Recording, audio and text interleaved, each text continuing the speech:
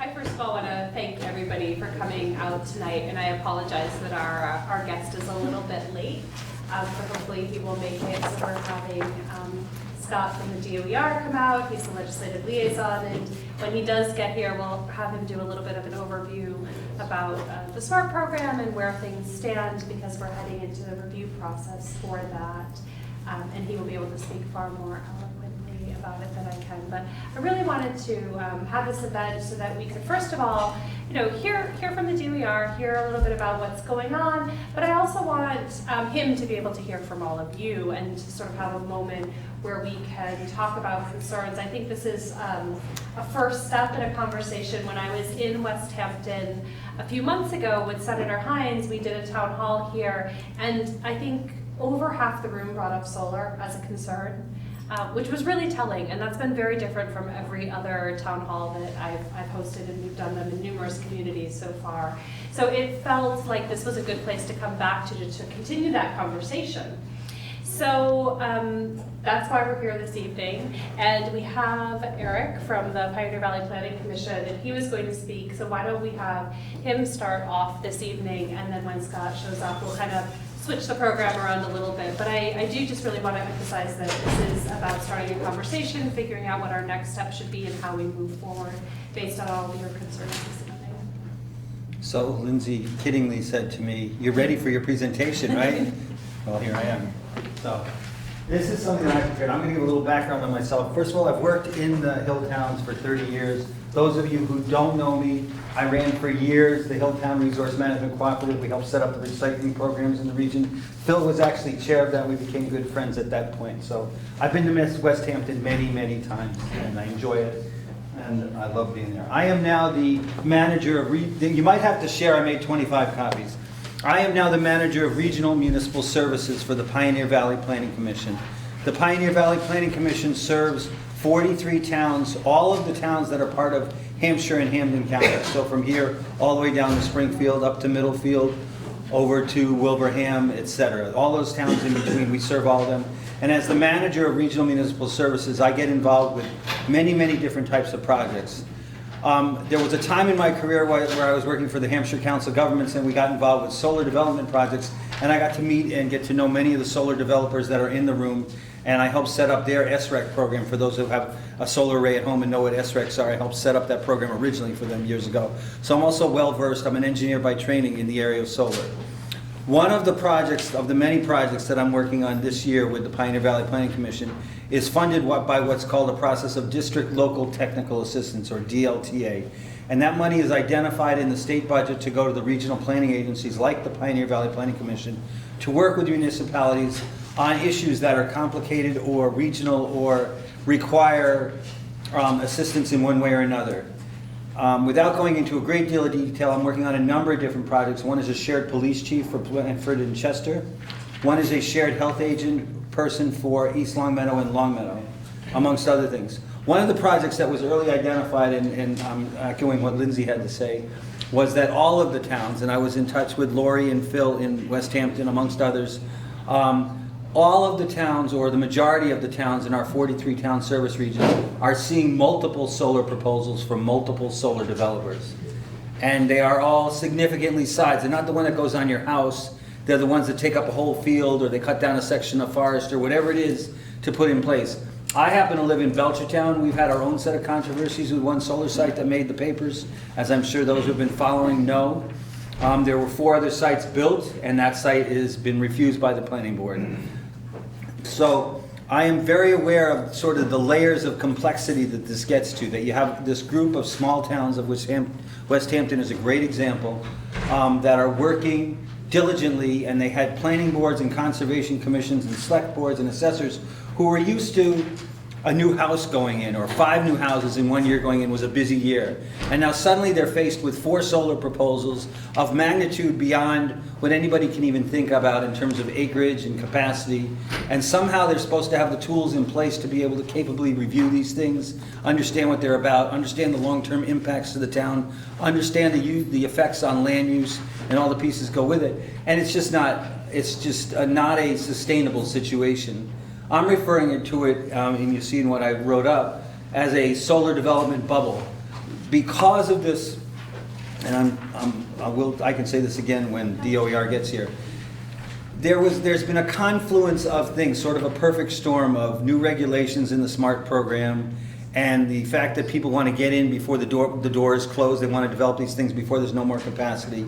The fact that there's limited solar development capacity in Western Mass in accordance with what Eversource is allowed to or has decided is their portion of what can be presented.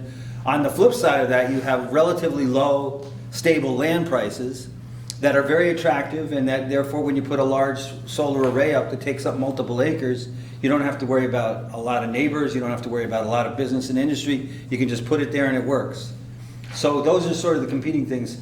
And there are people at the state, because I've had conversations with them, and there are legislators in the Western Mass delegation. Adam Hines I sat and talked with about this specifically, Joe Comerford I've talked to about this specifically, that recognize that as we've gone through the different iterations of legislation to help promote and develop solar in Massachusetts, the most recent one, although it was in the best of intentions to try to recognize development, there wasn't enough of a disincentive in certain places within that legislation to actually have the outcome that they were looking for. So there's a real challenge that's built into that legislation that people like Lindsay and the legislators need to, with DOER, they have a new head of DOER now, revisit and take a look at to fix, because it sort of opened the door to how this happens. And I can't remember if it's 3 or 4, but I know West Hampton is faced with 3 or 4 different potential solar arrays, one of which or 2 of which have been approved, others are potentially out there. I know that there's at least 8 different towns in the region, stretching from Wilbraham and Belchertown out to some of the hill towns, that have been sued by developers. And I'm not picking on the developers, guys, I'm just saying that it is because it's a challenge, it is what it is in terms of all that. So let me go through what I've learned, because I've been doing this now for about 6 months, and I've been talking to towns, and I'm going to convene a regional working group, of which there's at least 2 people in this room that'll be part of it, which I appreciate, is that there aren't a lot of towns that don't want solar development per se. There are a lot of towns that want solar development done right. And that's a complicated equation. It's not as simple as it looks.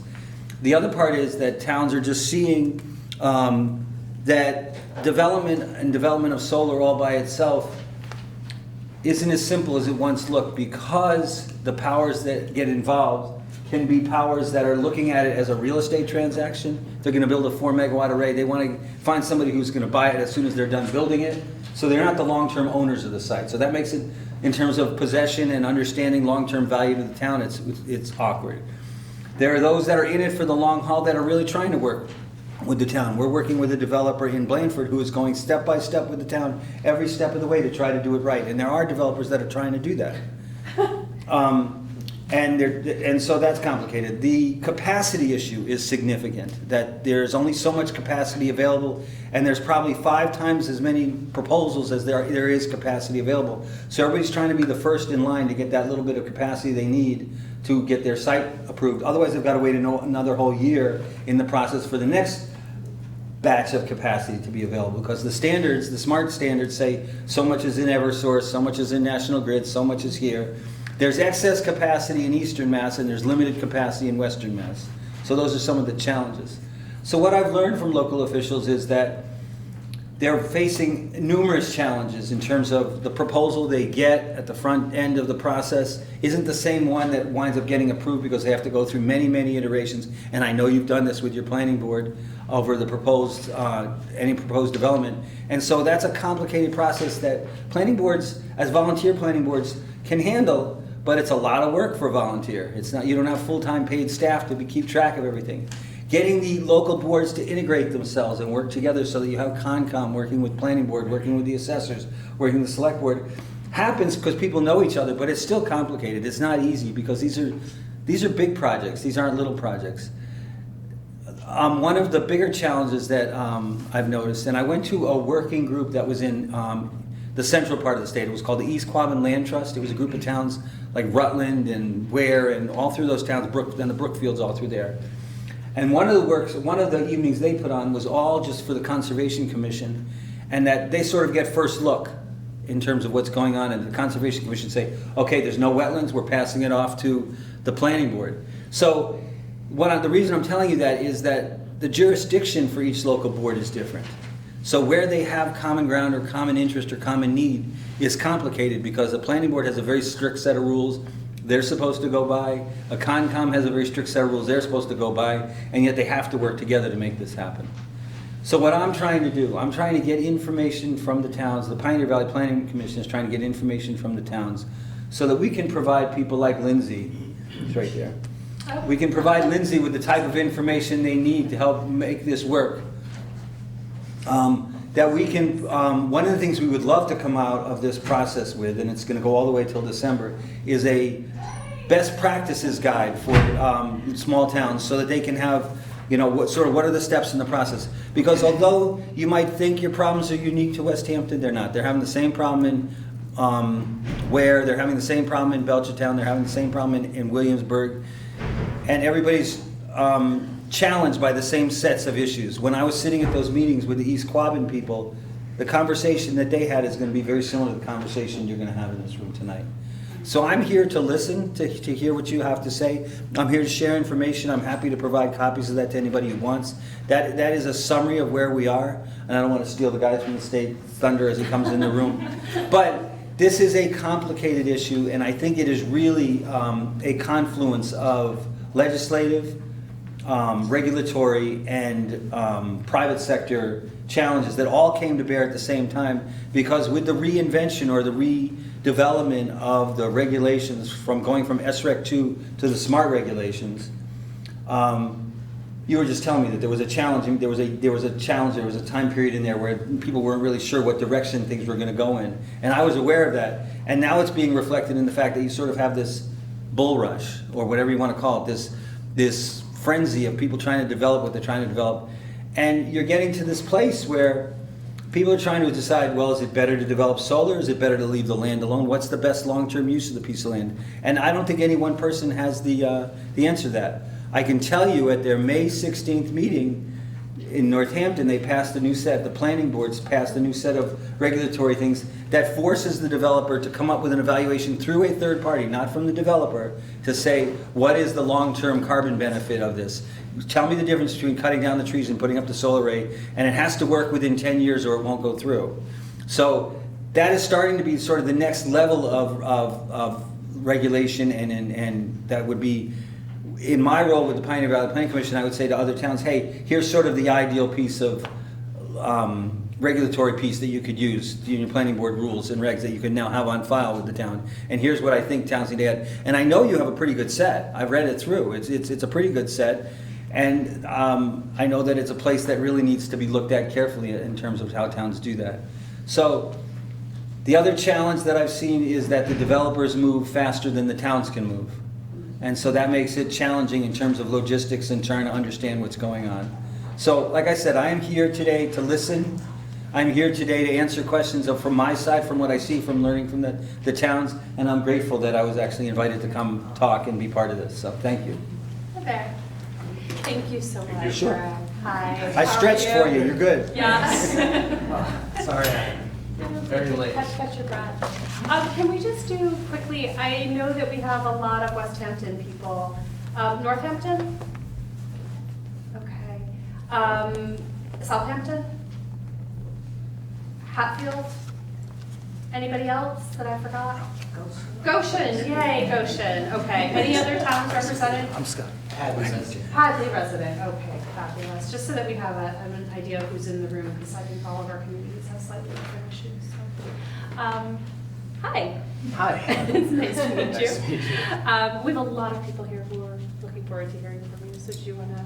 Sure, yeah. My name is Scott Schulberg. I'm actually the Director of Government Affairs with the Massachusetts Department of Energy Resources. I first, very sorry that I'm late. We understand the commute. Yeah, traffic getting out of it. It told me if I left it by 3:30 I'd be fine. It wasn't even close. So yeah, I'm here representing the department, and really, I guess, more in a listening mode. We are currently working on our 400 megawatt review of the SMART program. So we are basically taking some comments and things now, but we are currently working on a straw proposal that we expect to have out next month. probably the middle of next month. And so I'm in a bit of a tricky situation where it's just not at the point yet. We're still getting a lot of internal input and working on it internally, but I can say like, we have been hearing a lot of concerns, some pretty regular concerns regarding some land use, regarding just people want to promote solar, but obviously people want to be smart with that solar, and that can take a lot of different forms, whether it's siting more solar closer to load, which is important, so working on getting more solar on the built environment, like over parking lots, on buildings, on houses, and also, yeah, being very conscious of any land that the solar is on, and making sure, because we have been hearing, especially in the western part of the state, a lot of concerns of any sort of clear cutting, anything like that. So we are hearing that, and I can't say for sure what will be in our proposal, but I can say we are very aware of this and have been working on it. So yeah, I hope that's helpful, a good little introduction. Okay. Should we then open it up so we sort of direct the conversation? I know everybody has a different reason for being here tonight. So maybe if we start to hear from some of you, we can have Scott and Eric sort of answer questions based on where you'd like to direct us. Somebody's got to jump first. Oh, I see people already. Yeah. So I just wondered, could you explain your total scope of your position? So my main state. role at DOER is I'm basically the go-between between the legislators in the department. So I work a lot with the Executive Office of Energy and Environmental Affairs, coordinating with them and coordinating across the department. So a lot of communication with the Department of Agricultural Resources, the Department of Fish and Wildlife, DEP, the DPU, and so it's a little bit of a balancing act with that.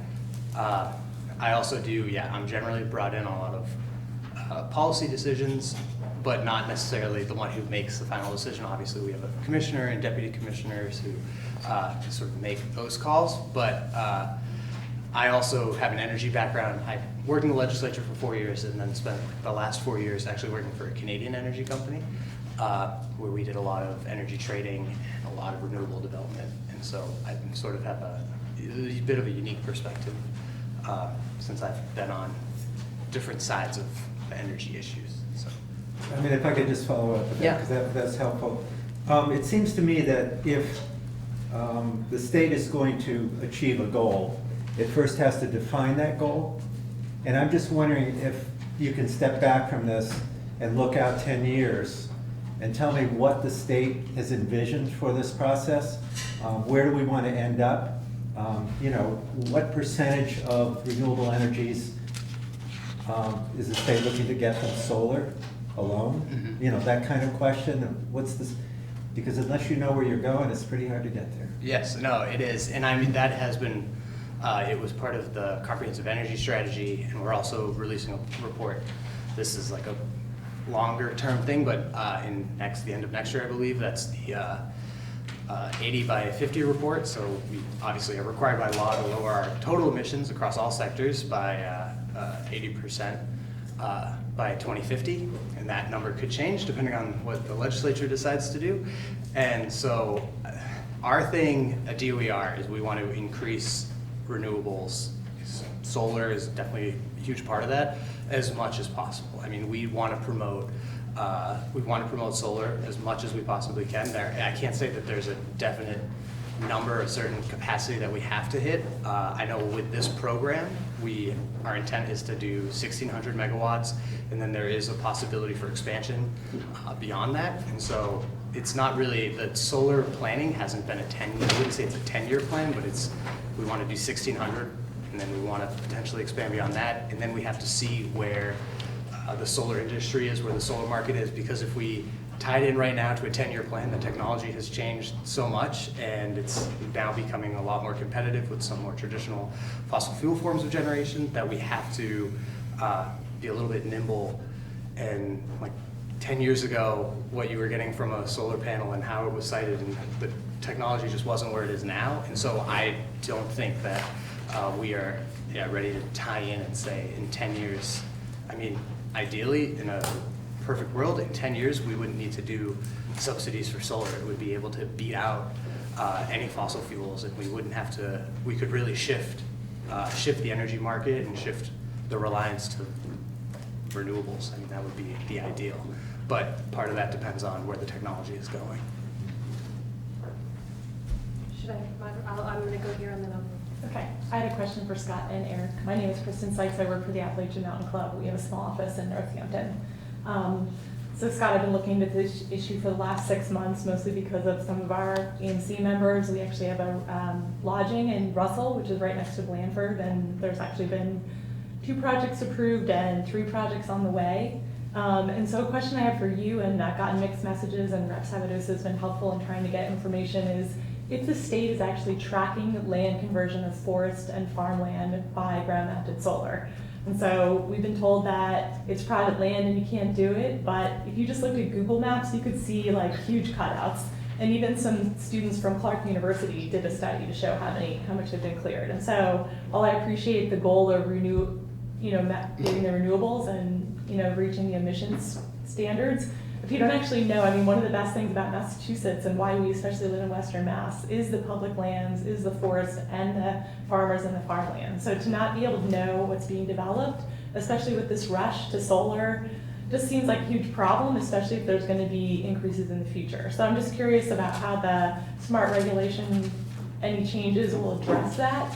And it just seems like if we're going to usher in more renewable energy, whether it's wind, solar, et cetera, that we really need to have an understanding of what resources are being developed, especially with the arguments of forest habitat, et cetera. So this is something we have heard from several different groups. Right now, we do not have a tracker. We obviously have lists for like the capacity and the interconnection points, but we don't keep like a big map and have areas marked off where there's solar. I also wouldn't say that we don't look at things like Google Map and that it's not something that isn't. It is definitely on our radar. I'm honestly not 100% sure where a project like that would be in the development. It's something that we've talked about. I know like our renewables director has mentioned it to me that he's been hearing it and that it's becoming a very different a point of interest. We do have some concerns because then it's also, should we be tracking if someone takes down trees to put a swimming pool in their backyard, or if that's, just an example. But so it is something we're hearing. I don't know for sure where that is in the development. If it is, I know that I wouldn't lie and say that we never check that out. It would seem like if a company puts in an application, you would have an understanding of how big it is going to be. Like I attended one of the Blandford Conservation Commission meetings. There's a 150-page, engineering document for the volunteer conservation commissioners to review, and it laid out exactly how many acres were going to be cleared. And so it would seem like the state would be able to catalog that information and have that, especially if people are going through the smart regulation review and have to, put in an application or something. So sorry to interrupt, but Yeah. the DOER, Yeah. my name's Aaron, I work for Sunbug Solar. The DOER through the SMART program knows what projects have the land use tracker. Mhm. So they do know. I would think, Yeah. because there's only a few cases that don't get that, and it's a gravel pit or previously developed business land, so. Well, and as part of the submission process, the same documents that go to the town have to go to the DOER for site approval. So in terms of these bigger projects, that when they have a MEPA review and all those types of things, there's a whole other level of review for the big scale projects, not the small scale projects. That is need to be. The other point that I was going to make is that The SMART application just has a site plan and interconnection, but there's a box they ask you, is this land previously developed? right. So That information is there. The question I was going to ask is, and in this deliberative process that you're going through, there wasn't enough of a disincentive in the SMART program to force developers at whatever was a penny per kilowatt hour or less. It wasn't enough disincentive. I know there were adders to promote the use of brownfields and landfills and those types of things, but the disincentive to take undeveloped land and turn it into a solar array wasn't strong enough because of the value of land prices and the other factors that were in there. And so that needs to be looked at some level. Yeah, 100% that we are looking at that Just right now. Also to say, Yeah. I mean, I really would encourage the state, if there's gonna be more development, to be able to know what's happening with land conversion on the ground. And if you look at Blandford, you know, one of the conservation commissioners was looking at this one project, 37 acres, all forest, it's gonna impact Springfield municipal watershed lands. That, you know, she asked, what about the cumulative impact? So if you're not keeping track, and you have, you know, 37 acres here, 50 acres here in one town, you know, it just seems like some towns are bearing an unfair burden for energy development, renewable energy development for the rest of the state. And if you're not keeping track of all of that, then there's like multiple projects that could just be like hundreds of acres in like one town. I was going to, I can't see your name tag, I apologize. My name is Miriam Curl and I'm from Goshen. So this is something that I have a lot of feelings about. I totally believe in solar energy and getting off of the fossil fuels and nuclear powers. But I also really care about the forests and the trees and about carbon sequestration at this time of emergency climate catastrophe. And I think, it just means that things have to be done smartly, not just haphazardly. And we depend on the DOER and DCR to not be cutting our forests down, especially the publicly owned forests. And we also, we need data kept, as the lovely woman from the Appalachian Mountain Company organization said. So we need a lot of that data. We need these organizations to carry on with that. And we need to move away from biomass. This whole thing that's going on with biomass is just a recipe to attack our forests and our trees, which are really important to us. And the organization DOER is run by energy people, not by people who live here or care. I mean, they live in the state, but their concern is not taking care of life on our planet. But we would like to see, since DOER and DCR work for us, we'd like to have our comments taken into consideration seriously, more so than the money that's gotten from the fossil fuel companies or from any kind of industry that's related to that. And we would also like to not have to have smaller local businesses handling our solar and handling all of the energy requirements, not the larger and national, international, even statewide organizations. We'd like to see it keeping as much more local as we can, because people in the small local businesses care about these issues and they'll be more responsible. So all of this, I think, needs to be taken into consideration.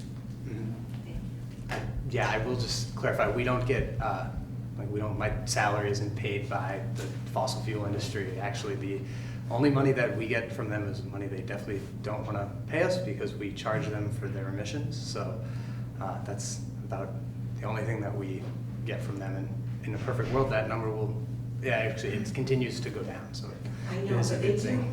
they do influence our politics and our policies tremendously in this nation. So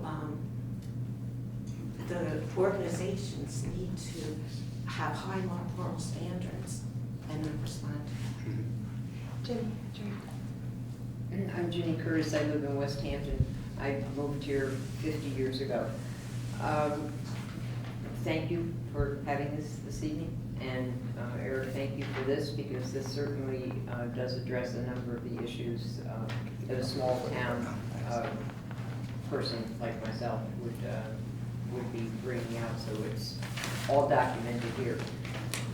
I'm coming at this, first of all, I'd say, if I lived in Northampton, if I lived in Springfield, I would be saying different things right now than I would be coming as a resident of West Hampton. I got on the bylaw review committee as a volunteer, and our intention was initially we were revamping our outdated zoning bylaws. And suddenly, we got consumed by distracted, rerouted, and instead of doing our task as volunteers of dealing with our outdated zoning bylaws, we became consumed for a year and a half with this, of adapting and changing and reacting. There was no preventative medicine whatsoever.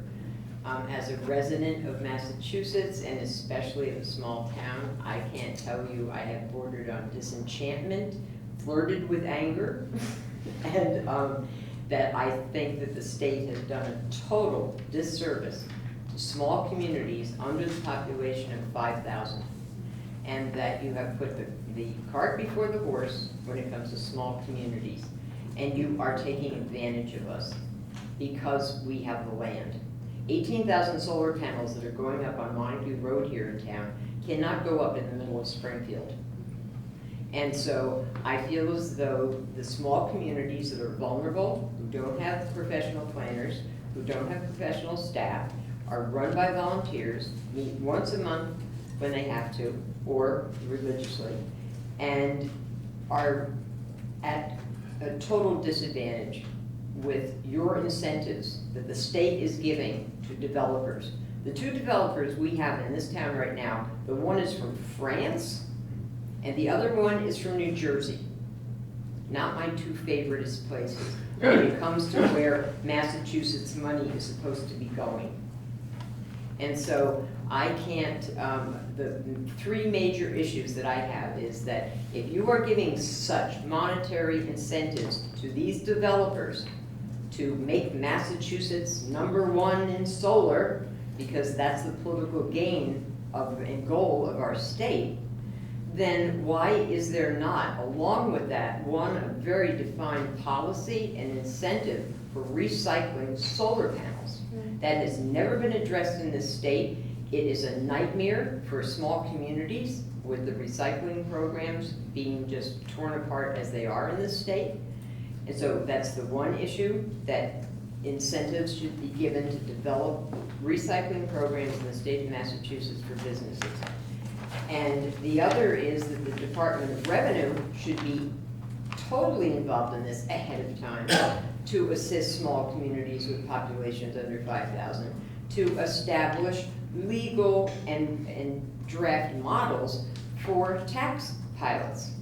Instead of the hours and hours and hours that our select board had to spend going back and forth with the developer and the negotiations and all this nonsense.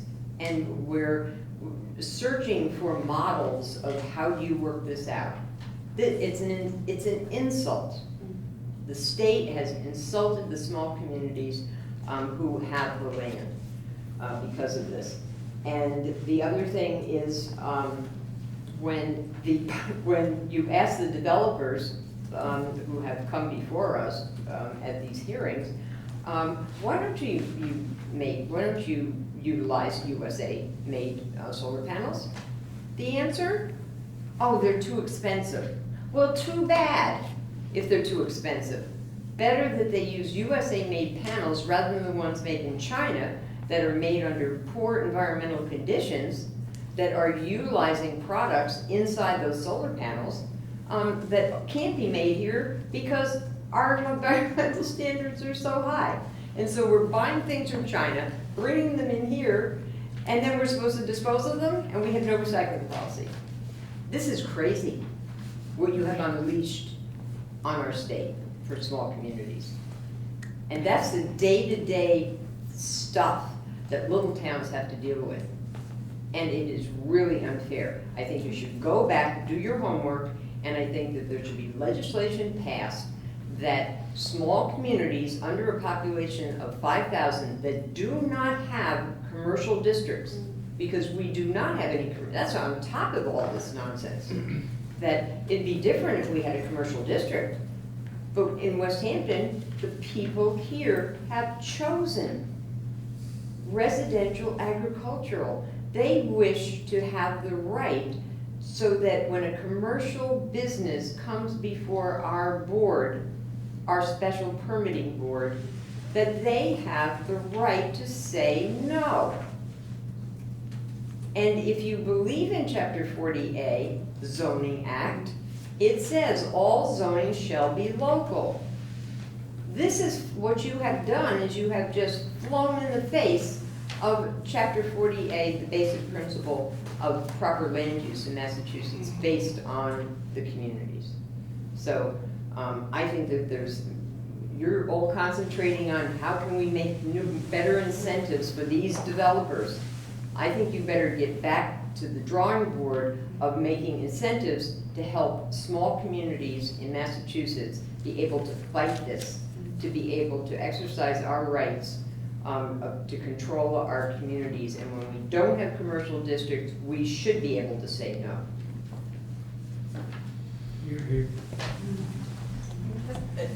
So I'm John Child, I'm a resident of Hadley, and I've been working at PB Squared since 2005, company formed in 2002. I just want to make it clear that we do behind the load projects on rooftops, on built environments locally. Oh, sure, and that's So I important. just want. Yeah, we're just talking about wanted- we're only talking about just large wanted to be scale clear. solar. Yeah, Please, and let's so, get that straight. and none of the folks, the developer side in the room here. We can raise our hand. Northeast Solar, Sunbug, Yeah, PB no, Squared, that's not what we're about. I mean, I just want to make that You're clear. not talking about large scale, I don't So, think. it's, We're not yeah, talking pretty about different. Well, we rooftop. welcome your perspective. Well, our perspective on the SMART program is, I think we're equally bothered by the community's uproars. I mean, it's not, we can read the papers and it's everywhere. And that presents a bad taste for the business that we try to do every day. People get upset about solar and there's a trickle down to that. With regard to the SMART program, a 25 kilowatt project, so a very small business, large for a house, but small business projects happen like this, try to happen like this regularly. So a 30 kilowatt, let's say, project, and a 5 megawatt project, the kinds that are bothering you, are in the same incentive bucket. And 90% of the incentive in the first week, day, what we call it the first week of the SMART program, disappeared Right. to the large development projects. That makes our jobs very difficult when we're trying to work locally with people that are trying to do projects behind their own loads. The incentives are essentially gone. Yeah. And we're waiting and trying to help people. So help people wait and help people understand. Anyway, so the smaller local folks, if tonight's topic is the SMART program. There's a whole long list we could talk about of things, but if tonight's about the SMART program, I would say that would be the issue, the downstream issue of the very successful, some would say, large development that's happening. Isn't there a period of time at the beginning where the small projects under a certain level were exempt from the blocks? At the beginning, like SREC 1? Yeah. There still are two 25. categories. There's Yeah. less than 25 and over 25, but at 26 to 5 megawatts is the same bucket. Yeah, but they, And- what I'm saying, and I don't mean that's to. the biggest Go ahead. thing that SREC 2, the lessons learned in making SREC 2, keeping projects under 650 kW, just forgotten. Can you Yeah. just for context, like describe what that project would, so that for everybody in the room who might not know what that As far as, is? Just like in SREC terms of size, like. Oh, 600 a 600 kW project is a couple acres, so it's still big. And there was a limit in the last program that said above 650 kW, we will call it managed growth. and they would have to go to the DOER and get special approval. And there were one a year. It was very small numbers, smartly, because this is the result. And in developing the SMART program, I'd love to know why that was decided, but it's not you. Yeah, here's the answer. I don't have an answer for why there was just the one division. I can say. No, why projects above, why you took the cap from 650 up to 5 megawatts? So Yeah, 650 to 5,000. don't have the answer for that. I do know that, again, it's been part of the internal discussions. So there has been some talk about maybe adding in another level so that the projects that are under 500 or under 650 would be treated differently, because that's obviously, those are the projects, especially as you get closer to the load pockets that are going to be needed to be sited.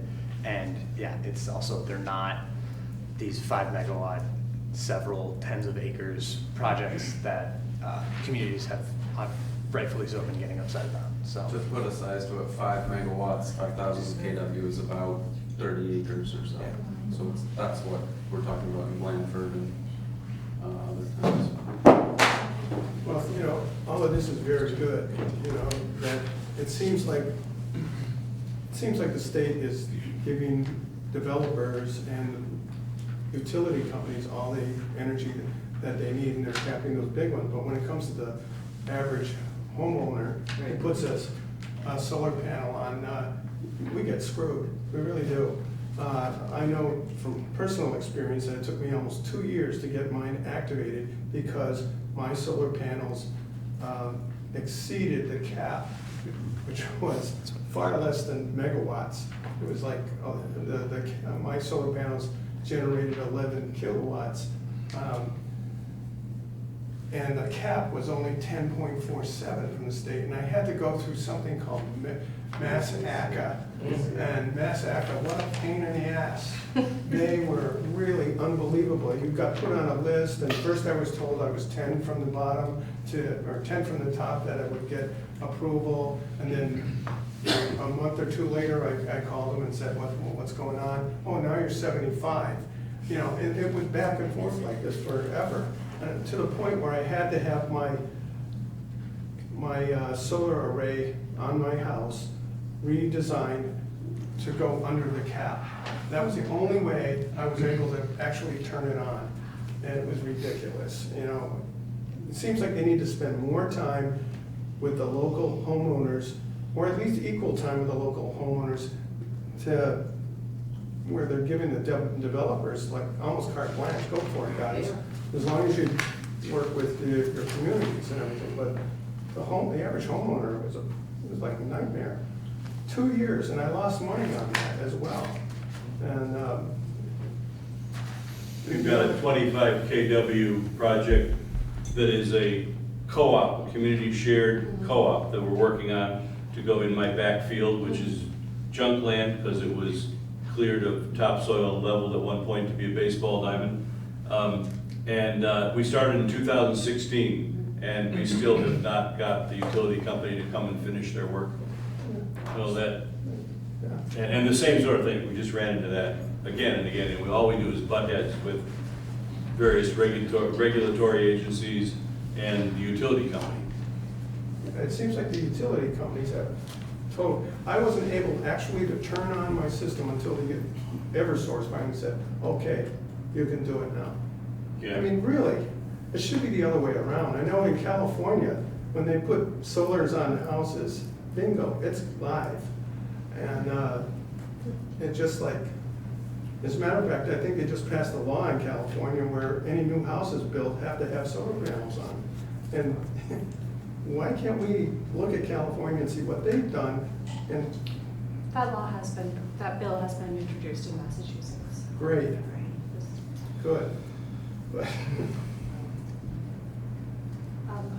Go Lori and then Chris. Well, I have, in terms of the next round for the SMART program or whatever it happens to be called, I'm from West Hampton, and an important factor for our planning board and conservation commission was the pressure from the developer that they had to get these permits, and so there were multiple things going on. For one, this is the French company that Ginny mentioned.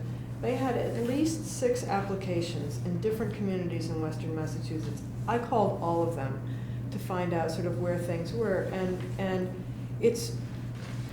depending on, this is the role of regional planning agencies, to try and help communities figure out, well, how's everybody doing the pilots? How's everybody doing the decommissioning? Because it is totally all over the map, and communities don't have the resources, as you've heard before. But furthermore, the developers they often turn around and just send a new plan within 2 hours of the planning board meeting, and then there's tremendous pressure. They want to close the public hearing and have the vote, and yet and the data, the materials aren't there.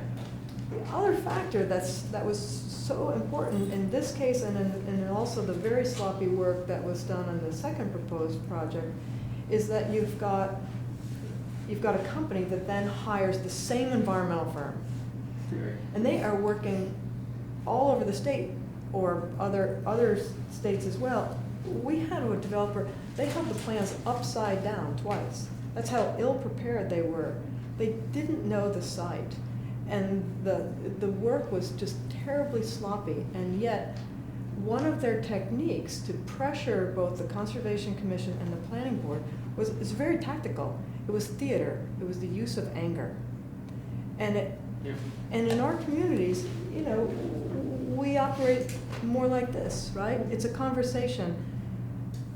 And reacting to anger or scolding or shame can be a very effective tool. I think in our community, we learned from that. We got stronger.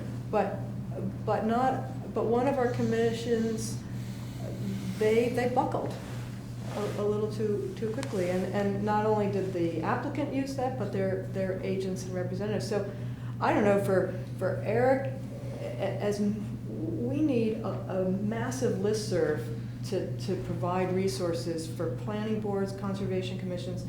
Another really important factor, and then I'll give up my space here, is that in one instance, and this is happening in many cases, where a private individual has a large parcel, and they, in a specific case here, a lease was granted to the solar company. That person then put in a forest cutting plan, not revealing that there was a pre-existing lease agreement. A forest cutting plan, the total intention of that is long-term forest management. So DCR, as the reviewing forester, they don't necessarily have all the information, and yet the applicant is saying, well, we don't know if we're going to get the permit for the solar panel, but we also want this money here. So there's some real conflict within the EOEA, DOER objectives there on the forestry end, and certainly Western Mass, we're getting hit harder for that. So that's another really important piece in terms of us going forward, working with DCR and trying to solve this problem, how we can have good forest cutting plans that are not manipulated and misleading, to actually just set the groundwork for solar development. I want to reinforce that with Lindsay, that there is this real gray area where DCR has jurisdiction over forest cutting, and yet there's a piece, as I understand it, and I could be wrong, the owner of the site has the right to say to the DCR, we're going to do a forest cutting plan. And you're right, by leaving out the lease issue, that makes it even more complicated. But that never crosses the doorstep of DOER in terms of the application or approval process for the solar array. That stays over here, and the solar developers over here, and the towns over here. Whereas, and they can say with all good intention that they're trying to do forest management, when really they're preparing the site for the eventuality of the solar array putting in. So it's this spot, or this gap between where DCR is and DOER is, that needs to be bridged. Well, I'm just, from this example, it actually happening, that this is just from a practical, so what I understand is that they basically applied to cut a bunch of trees down, but they never said that the land was going to be used for solar. Exactly. Yeah, so I just like, at that point, like, how is anyone supposed to know? Like, why Well, would why would it go to, I'm just No, curious. I'm Like, not, doesn't in it- following up on kind of what you said, if there's more communication between various branches of government, which is always everybody's hope, if there was, that this is a place where DCR and DOER need to be integrated in how they're approaching things and not separate from each other. But isn't it the case that you cannot, if you have land that's under any of the chapter for forestry, you're not allowed to do solar, you can't do commercial on any classified land anyway. Can't be in So chapter, it yeah. should be caught at the town level when the assessors know that the land is classified, and if the board gets a look at the assessing card, then they would see that it's under classification and they shouldn't even be considering the application. But again, that's where the communication and the checkoff lists and all that goes down. They could be overdone. But the owner doesn't need to reveal that they have a side agreement with a solar company. Oh, That's you're all- right, that's all. So this exactly. is, you know, this is Yeah. another deal. Was Yeah. that land in 61A? Or, B. And it shouldn't so be in allowed. order to develop the land, you have to take it out of That's the right. 61B, and at But- that point in but time. there's basically site prep is happening. But when they go to take it out of 61, either A or B, they would have to pay for that 5 that years. back tax, and that might give you a chance to say, look, you can pay for the back tax and take it out of 61B, but also, here's your bill for the Anyway, that's the kind of guidance that would be, Yeah. because it's, Yeah. it's complicated. Yeah, I would like to reiterate that. I spoke to the DCR forester, service forester here in our area, Sean Libby, and he says he's had to kind of turn into a detective. Because he's had numerous property owners, forestry property owners, who have, suddenly cut down land before they applied for any kind of permits for installing solar. And it's through, sloppiness on their part, like flagging the land very obviously for a solar field, or providing a map that shows the word solar on it, that he has figured out that they're, in fact, they have really kind of ulterior motives. And so he feels like his hands are completely tied because, from what his jurisdiction is, he can only deal with people who are cutting down land for the purpose of managing their forests. But conversion, cutting down forests for conversion, they have no jurisdiction over. Anyone can do that. So, that's why Northampton, because I'm very involved in the ordinance that Northampton is now putting through its city council to pass related to large-scale solar. It's approved. And that's, excuse me? I think it was approved. It's not approved yet. Okay. It's approved by the planning board. Okay, not by all right, but not by city council, No. okay, yep. But that's why we put a look-back clause in ours, and I recommend all of the communities, and I think PVPC should recommend that. And I Yeah. think that DOER should actually improve its guidelines regarding how to manage municipal regulations about that. But they should include things like putting in a look-back clause, because there is this loophole where whole forests can be cut down with no ramification, and then solar permits can be applied for. And then I think that the 2014 DOER guidelines to help municipalities manage regulation around this issue need to be updated. They're they're old school. They're not helpful. They're vague to the point of useless. And it was me having to interview like 16 different communities around the area to realize that we're all facing the same tsunami, and that everybody was, trying to plug holes, and some were plugging these holes and some were plugging those, but there is no comprehensive guidelines, especially regarding sensitive ecological areas. And, carbon sequestration. I mean, again, this kind of goes back to your point.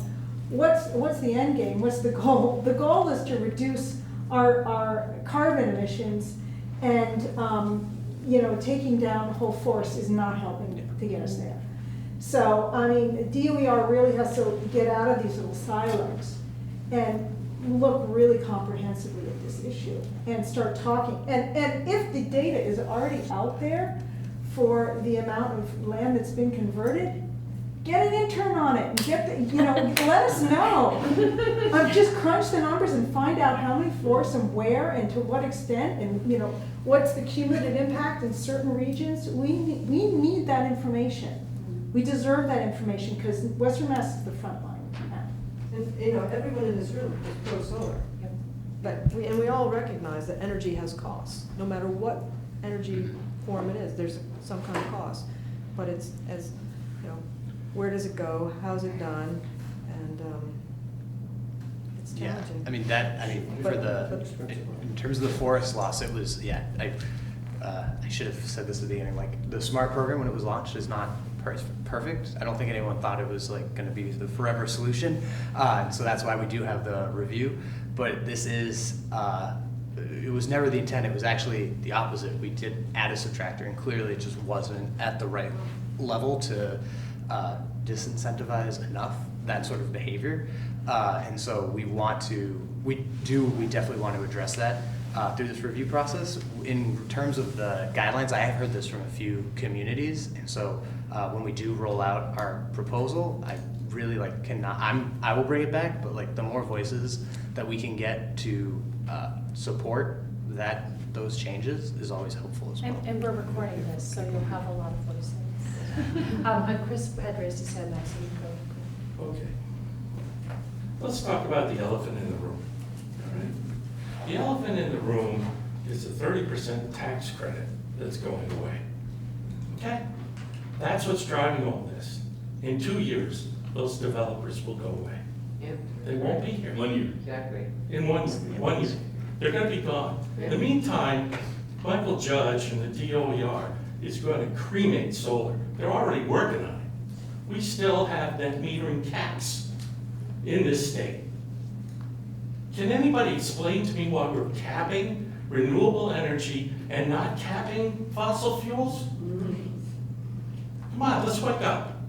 Okay, so if the target is these out-of-state companies coming in and swooping in, and because they want to, they don't care if they lose money. Blockade is gone in SMART. It was gone in 3 weeks, right? Okay, that means they're getting almost no state incentive. This is all 30% tax credit. They're running wild, they're running ripshod, but they'll be gone in a year. Okay, in the meantime, in 2016, the goddamn state went and passed the Chapter 75 acts and screwed solar to the, and even put in something called a minimum monthly reliability contribution. It's a solar tax on people like Mike and others like myself and so on who have invested in solar. That's still alive. Charlie Baker has never never denied a gas pipeline, and he's after it, he's gonna get it, okay? Wants to kill solar, and he's going to do this, and it's a switch and bait. This is what this is. So you're angry, and I get you, that you're upset. Sure, you want to keep your forests and all that. But guess what? Just hold them off. Just tie them off. These guys will go away. In the meantime, let's get those 3,000 jobs we lost in solar in 17, the 1,340 jobs we lost in 18, back. Let's get solar going again. Let's get community solar going. In Wendell, N-Grid killed off a community solar with their interconnection agreements. You know what SMART is? SMART is handing the chicken house to the fox.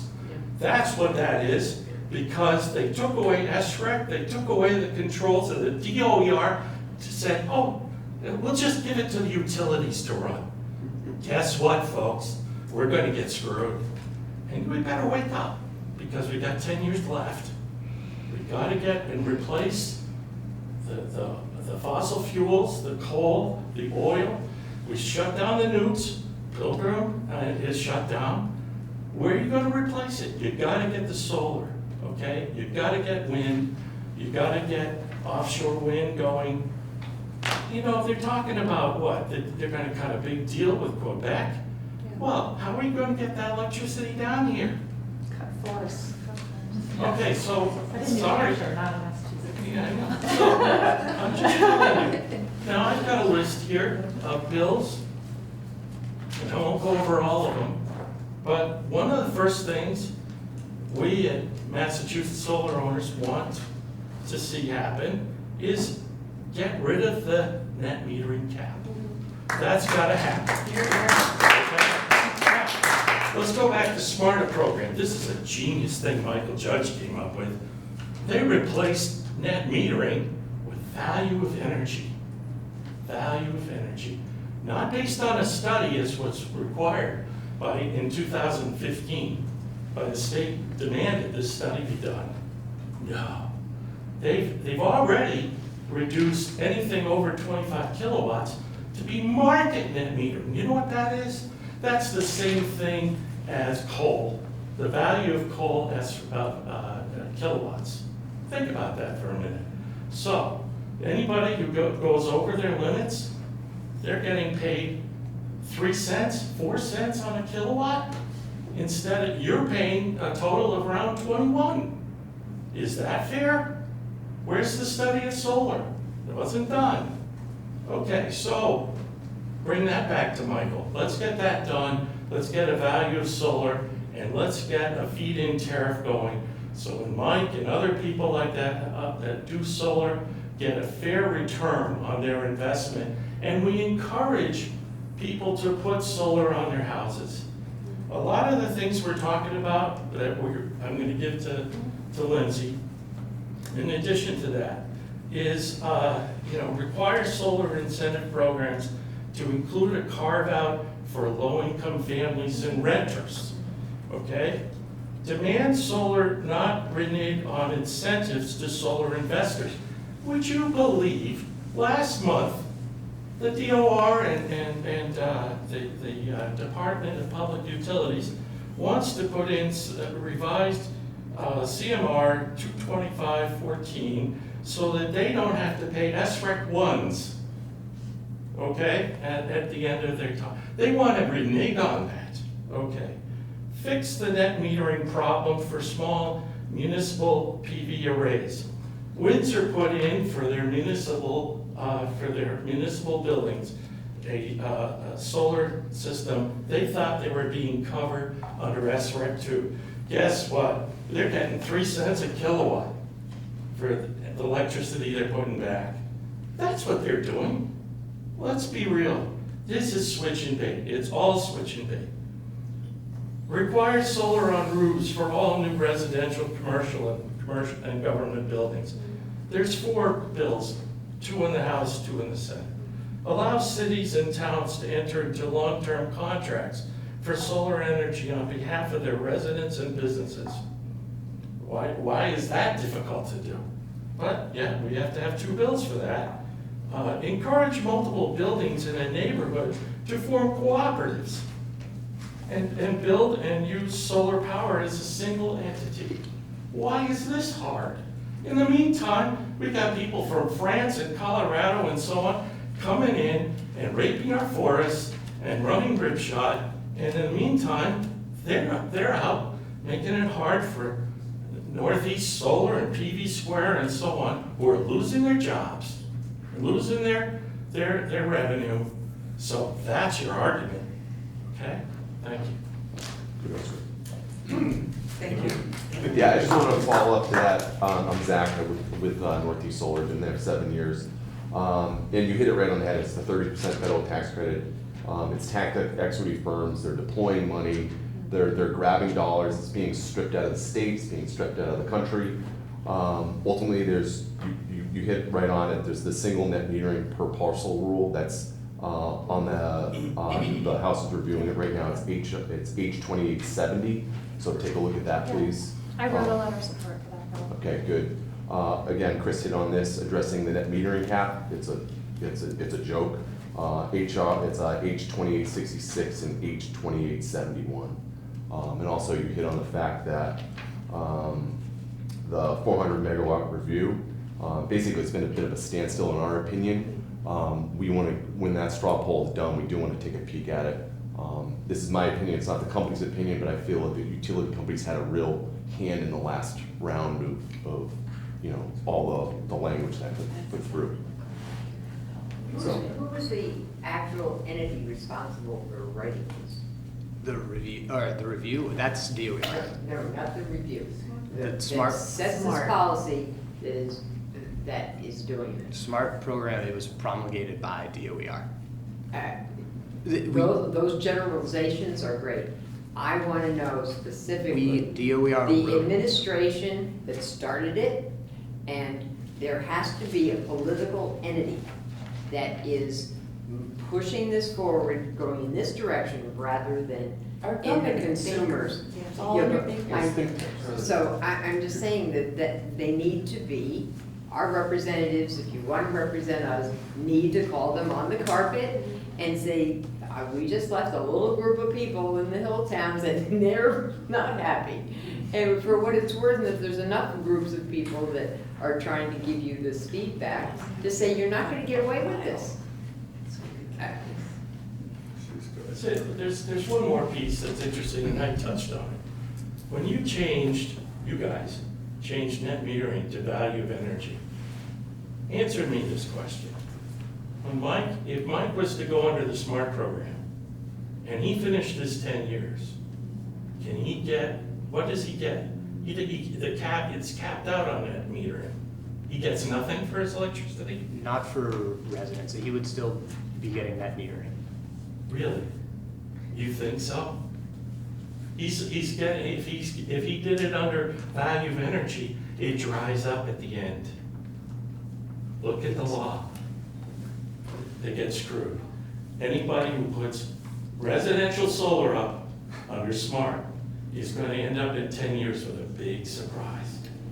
And when he goes to the recycling plant, there will be no place to recycle, and it's going to cost Mike and anybody else 10, 12 years ago who installed solar then money to dispose of, because when I called Jane, the department. To be fair, the same solar panel, the same. When I called when I asked Boston, I said, what is your policy right now? The towns put them in their landfill. They do That's not. what They do they not. do. They do not. Well, that's what Boston is saying. No. The Well, silicon, I'm just the repeating. aluminum, Zach will back me up. And all the rare earths in there, all recyclable.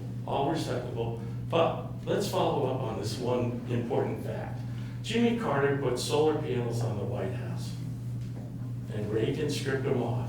Did he put them in the landfill? No. They're still being used. They're still being used. They still work today. They were hot water panels. No, they were PV. No, they were hot water. I was on the design team. That's a jump card right there. PV lasts for 40 years. It will.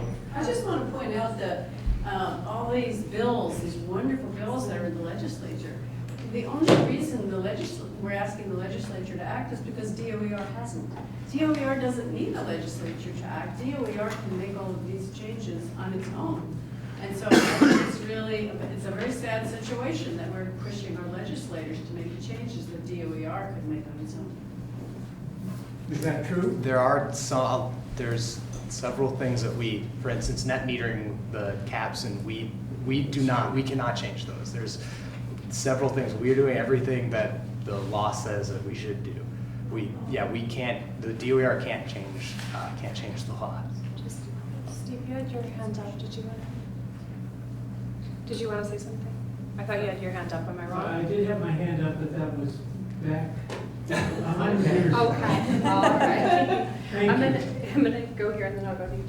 I just wanted to add on to Zach's comment on 2866, the net metering access, that the class 1 net metering needs to be added to that. It's missing. Currently, it's not. It's a big problem. 60 kilowatts and smaller, Right. for some reason, would not get a cap lift if that went through without modification to the language. It adds to our phobia that the big developers are winning and the Yeah. smaller guys are not, because the bill is everything big, you're leaving the small. Doesn't make any Doesn't do sense. anything with small. That was one of the delays on my situation, was there was a bill in the legislature that was supposed to have addressed the expanding the cap. However, when it actually got voted on, and this was before you, Lindsay. No, I know what you're talking about. And the legislature didn't vote on the part to expand the cap. They only voted on improving the grid and expanding offshore wind. Yeah. And we were left out in that. What are the July 31st Yeah. debacle? Yeah, that's exactly right. I'm just gonna let Steve answer that and then you can Jim. So does the DOER have the power to change these, limit the categories? Is that something that you have the power to do? The cap, or do you mean the caps? The caps and Yeah, the- we cannot, those are set in statute. The The legislature. legislature has to expand the caps. Or get rid of them. Get rid of them, that sounds great, but what's that class one first? So it looks like we have to change this entire system. DOER isn't accomplishing what the people of Massachusetts want it to be doing. And it needs to be totally redirected and changed. A lot of these legislations are coming up, but it's up to DeLeo to actually see them through. So, and that's a whole other problem. There's a million things that are getting in the way of us going completely with renewable energy, and the answers are right here and very simple. I enjoyed listening to all of the conversation that went around, and I agree with most of the points made. And the one way would be to be giving incentives, big incentives, for every town and city in the state to be able to develop community solar. And with the incentives going to the small local providers. And there's no reason why that shouldn't happen, except the will of our government. So it needs to get done. And it's on DOER's lap to do it. Lindsay, what is the people in the Boston area, or Western Mass in Boston, do they have the same issues that we're having? I was actually gonna ask, did you want to address that? Because you get to hear from all across the state, so how does this differ from what you hear from central and eastern Mass? I'll say, well, Central Mass actually shares, they have a lot of open space, The land prices are a little bit, are significantly lower than the greater Boston area. So they have some of the same concerns in terms of land development and siting. In terms of Boston, I mean, or like the more metropolitan area, is that there's been a lot of issues with, it's just harder to site solar. There isn't a big push, I'd say, from the development side to be doing this because the land's more expensive. It's harder to, there's just less area to put solar panels up. And so we would like to encourage that sort of development because it's also. Wouldn't you think, there's 3 to 4 million people in that area, wouldn't you think the homeowner development would take a priority over massive, you could generate a hell of a lot of energy by putting solar on every one of those houses out in the Boston metropolitan area versus, Yeah, I don't, yeah, there are some issues with especially if you didn't have a cap. properties that are owned by landlords, and so the renters can't put the solar panels on top of the roof, so it's very different issues. You also wouldn't be getting the big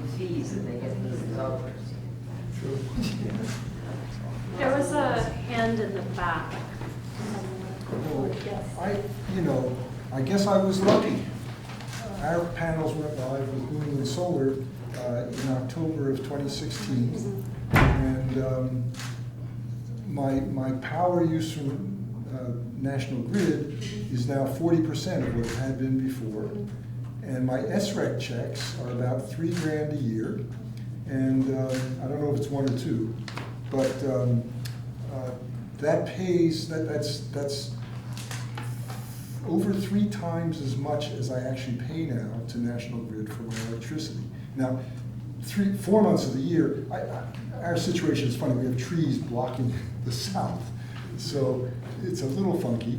But still, 4 months of the year, we pay no electric bill. Although this past month, we did 2 kilowatts.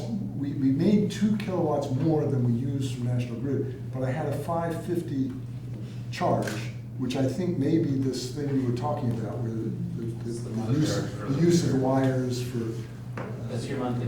Everybody pays that. But I never paid. See, I never paid that. Your credit paid it. Oh, okay. The first time your credit wasn't paid. That could be.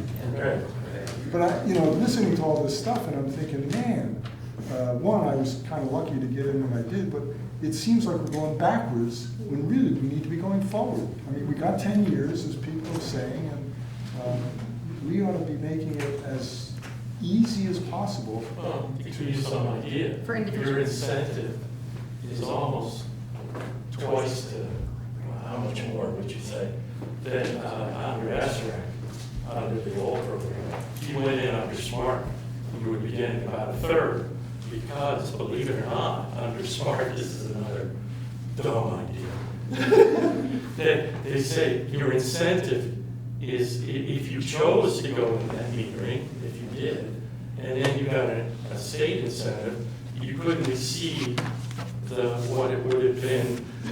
They cap it off. In other words, you're getting 2 pieces. You're getting the net metering, which is at about 21 cents. And then you're getting the SREC, which is around $300 if you're SREC 1. All right. So that's based on every 1,000 kilowatts you're producing. So your incentive, you're paying back your system in 5 to 7 years. Under SMART, you might be lucky if you pay it back in 11 or 12. And this is the crazy part of our state. This is the kind of thing we do. We need more solar. We're shutting down our nukes. We're shutting down the coal and oil. And yet we say, oh, let's give less incentive and see what happens. It's going to sound crazy, but it's to the point. I read Jay Inslee's book, which was from 2007, so none of this was going on then, but he talked about how Chicago had put a green roof on their city hall. And I was in Chicago 2 weeks ago. So we went into City Hall, and there's a lady sitting there, and half is Cook County, half is, I said, can we go up and see the green roof? She said, oh, you're 8 years too late. They took it off.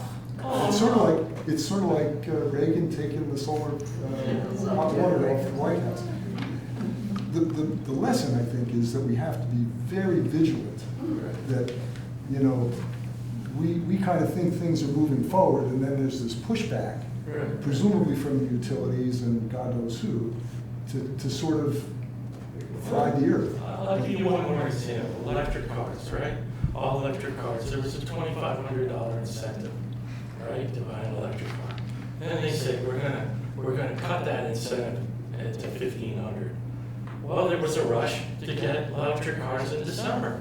They said, oh look, it worked. And now there's hardly any electric cars being sold. What? It's kind of a crazy thing that we do. We get a system working, it gets the ball rolling, and then we pull the rug. That's what SMART did. Let's pull the rug on the well, that's what I said. That's where the cap should be. Sorry. So we're at 7:30, which is when we told people we would wrap up. But I want to just take a few minutes to talk about next steps. And I know a lot of people have brought up a lot of legislation and things that the towns need. And we have this all recorded, so we can go back. And Laura's been taking notes from my office as well. But I just wanted to give people a minute to just, if there's something that you would like to see come out of this, if there's another conversation that you think needs to be had, if there's something that we didn't talk about that needs to be addressed, I just want to make sure we have time for that to kind of pop up and percolate so that we can keep this moving forward. I've tried to be very clear that this, as far as I'm concerned, is a first conversation, it's not a last conversation, and there's obviously a lot of work that needs to be done. So I want to give you a second to kind of popcorn up with ideas. One, I think your job must be very challenging, so I'm sorry for everything.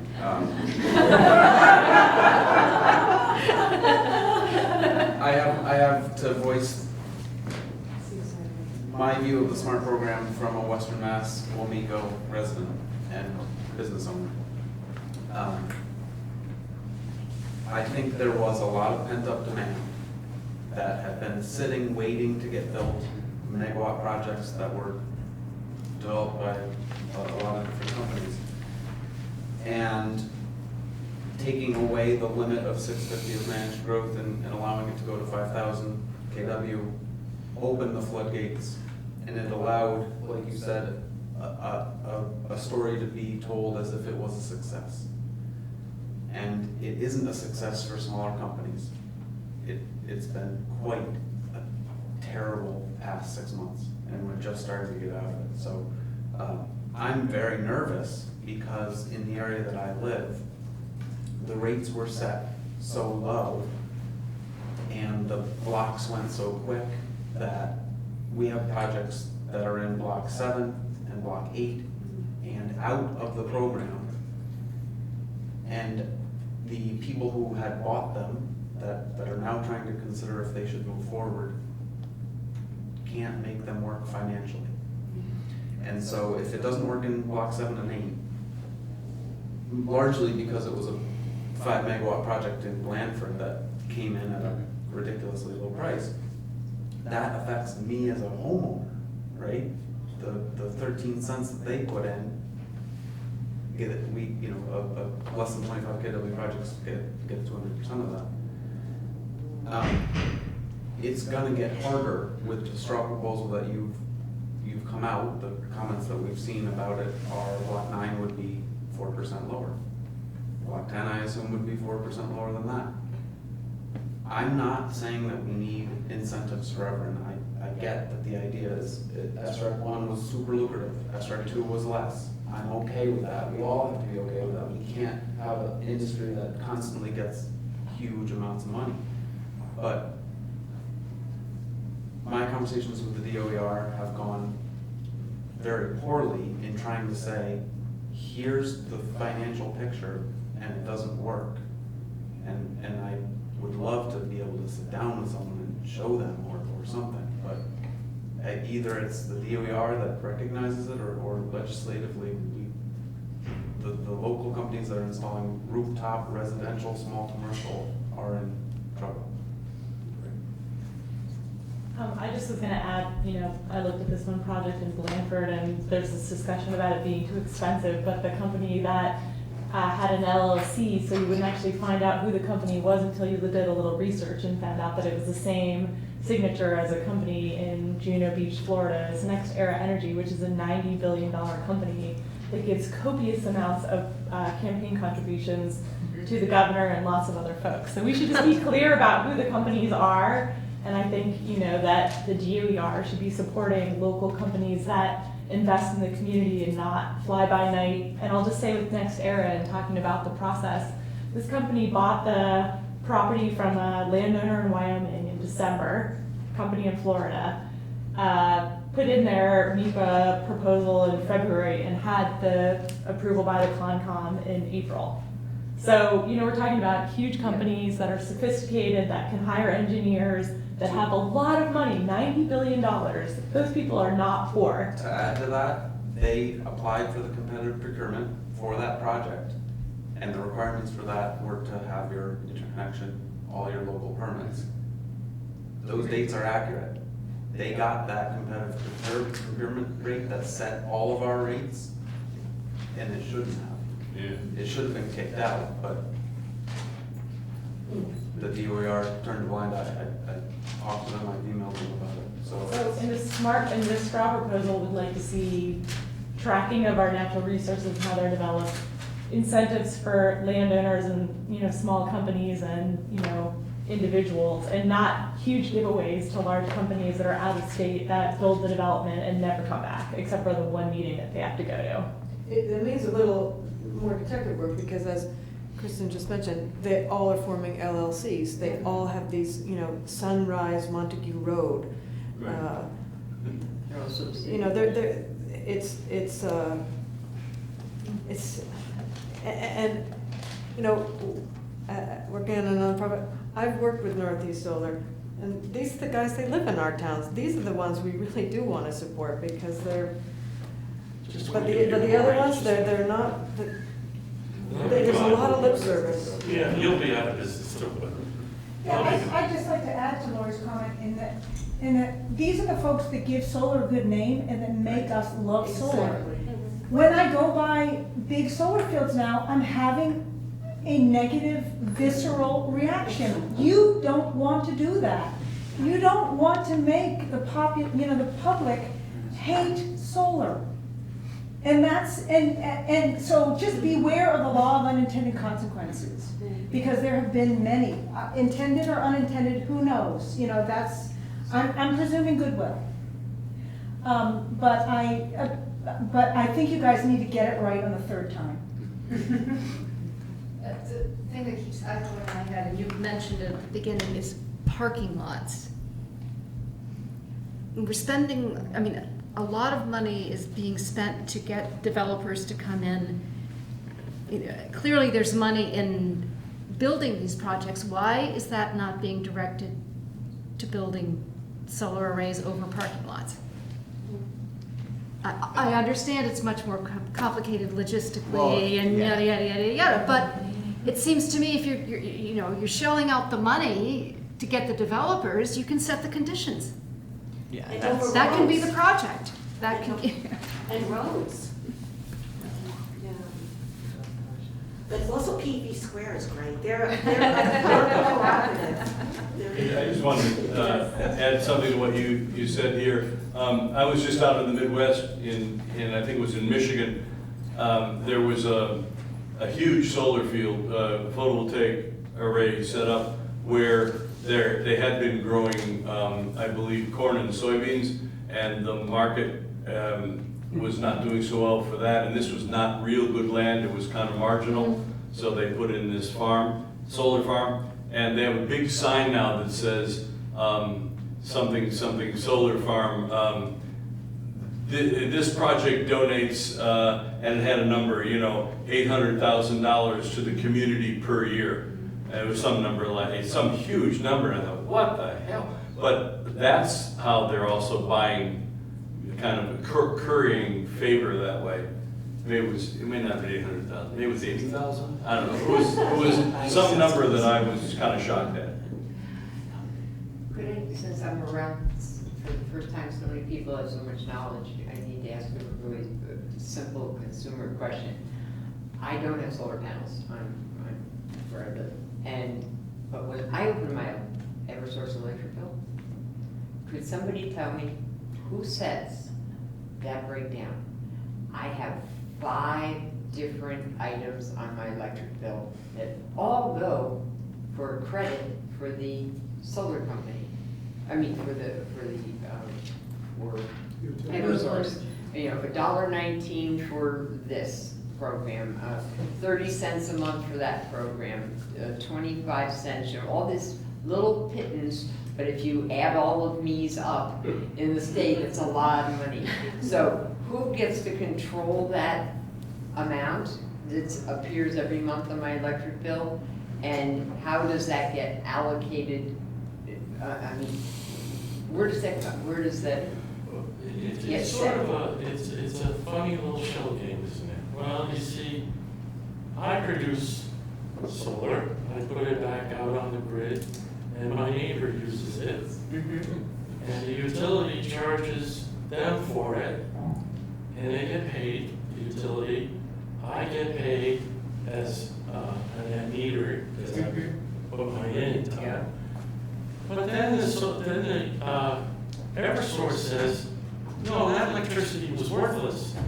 We need to get paid for that electricity. No, they don't claim they got paid for it. They say that the other ratepayers should now pay for it. That's me. Yeah, Yeah. so they get paid twice. Right. So who says that? The DPU, Department of Public Utilities. Go talk to them. Put them on your list. No, just like him, they're all appointees of Governor Baker. Yeah, well, Okay. let them know that they're going to have a little uprising. I see what asking. What is all the stuff that people To don't clarify, know not about? a Baker appointee. You're not probably up enough. Yeah, exactly.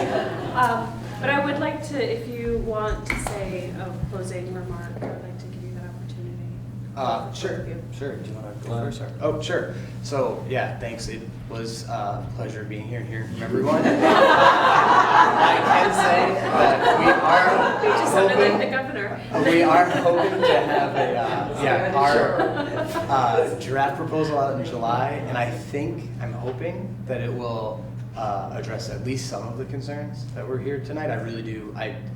This is definitely not the first time that I'm hearing that. It's definitely not the first time that our solar team is hearing it. And they'll be hearing it from me tomorrow. And so, actually some of them tonight probably. And so, it's a long drive. So, yeah. It helps to talk when you're driving at night. So, Did you hear anything new tonight that might inform you, or information you want to take back to the meeting? well, I will say, I have heard a lot of it before. So that's why I'm in some ways excited to see what the reaction is of the proposal that we have. The issue with the basically like either going ahead and not even having the land under a certain status and doing some clear cutting, or clear cutting without sort of any sort of indication of what it is for, that's really concerning. I don't know if we can address it through our proposal, but it is something that's bad. That's just bad on a lot of different levels. It's not really upright by the company to do that. It just seems misleading when someone's doing that sort of activity. So that is very concerning, and I have not heard that before. So that was also very helpful. And it's something, very good to hear, because, I can put you in direct touch with the DCR service forester at that time. And I can give you the name of another one too. So we'll make sure that everybody's connected. I'm just happy to be here, happy to listen. The project that we've undertaken is unique in the fact that we're addressing a multitude of towns at one time, trying to learn on how to help them do this. Lori made a good point about some sort of listserv database piece, which would be an interesting outgrowth of either this project or another project. So it was good to hear, just in terms of that, and I will echo what I said earlier, which is that Central Mass is dealing with the exact same issues.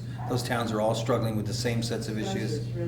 Yeah, so you've got this huge swath. The majority of the land in the Commonwealth is being affected by this regulation in a negative way because of the unintended consequences that were set up.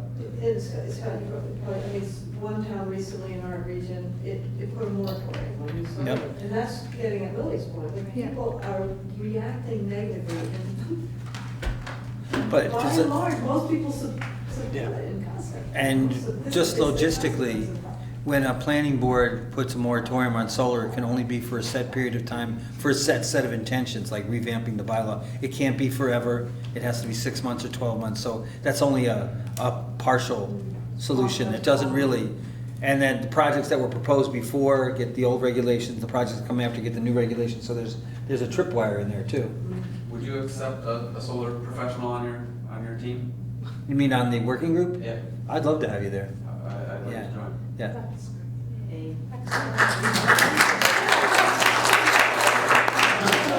I just want to close because the library is also going to close. Let me just yes, say, please. before this, so I'm gonna say that we were the first LEED Gold library in the Commonwealth of Massachusetts. I just want to again echo, I want to say thank you to everybody for coming, because this conversation was, I think, useful on a lot of levels. And even if you've already heard these things, you didn't hear them in West Hampton. So now that's happened. One of the things I really appreciated tonight, and I have heard from a lot of you already, so it wasn't like it was a lot of new information, but it does feel very overwhelming when you're all in the same room. And that's important, because there is a sense of urgency about this. And what a lot of you said over and over again was, we have 10 years. I think we know there's a climate emergency. We know that we have to do something, but we also have to do it right. So I appreciate everybody being here. I take that sense of urgency back to my work, truly. I encourage all of my colleagues to feel that same sense of urgency. I hope that the DOER feels it too, because Boston will be underwater first. And I just really want to, I really want to thank you for driving out, and I really want to thank you, Eric, for opening and for stretching for us. It was really lovely. Thank you, Lindsay. And also, I just want to give a shout out to NCTV, which, and Ian, who is always wonderful. So this has been recorded. NCTV will play it, I believe, or will be on their website. And we'll share it as well. And so you'll have it as a record, and we'll certainly be using it. I got a lot of legislative ideas this evening from this, so I'll be rewatching it to pull those out. Thank you. Thank you. And there's lots of food. So.